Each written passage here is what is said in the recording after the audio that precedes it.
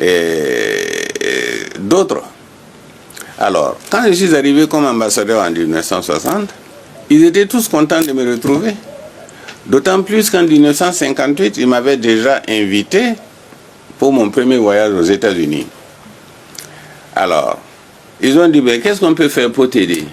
J'ai dit, bon, d'après ce que vous pouvez faire pour le moment, on voudrait des bourses pour les étudiants voltaïques. Alors, tout de suite, ils ont arrangé avec l'African American Institute, où ils étaient influents, et des bourses ont été mises, n'est-ce pas, à notre disposition. J'ai écrit ici pour avertir le gouvernement. Le gouvernement, par Mathias Soro, ministre de l'Éducation, me répond, n'est-ce pas, que ce n'est pas mon travail de me mêler de ces choses, et que d'ailleurs, tenez-vous bien, eh bien, les diplômes américains ne valent pas les diplômes français. Alors donc, ils avaient refusé les bourses. J'ai dit à mes amis, eh bien, écoutez, ça ne peut pas aller, ils sont idiots ces gens-là. Alors j'ai dit, bon, écoutez, c'est très simple.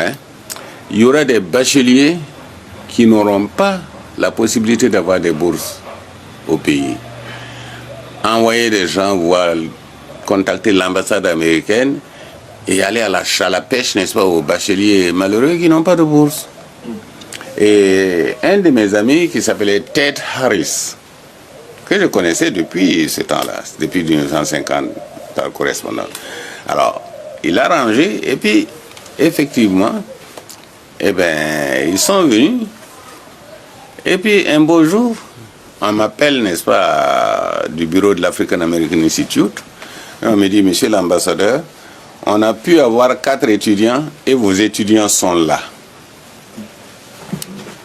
Alors, moi je suis parti dans un grand hôtel où on avait reçu tous les étudiants qui venaient du continent africain. Ils étaient des milliers, l'hôtel était immense. Et l'hôtel s'appelait Aldrin. Alors, et là, je demande, bon, mais comme on me pêche les étudiants voltaïques, alors on les a appelés, ils étaient 4.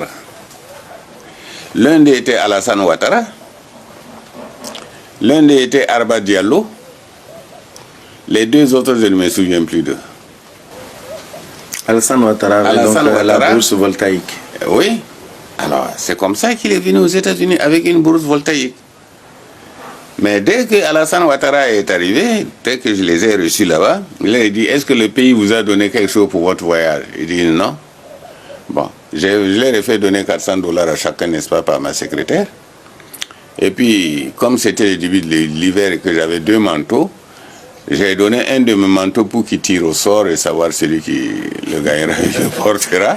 Et depuis, je n'ai plus vu Alassane Ouattara. Il est allé s'inscrire directement au consulat de la Côte d'Ivoire et il n'a plus refoutu pied chez moi. Et je suis parti sans l'avoir revu. Je l'ai revu que bien plus tard, avant qu'il soit élu président à Paris. Voilà. Il est aujourd'hui président de président de la Côte d'Ivoire. Je lui souhaite bien du plaisir. Bien sûr. Oui. Vous dites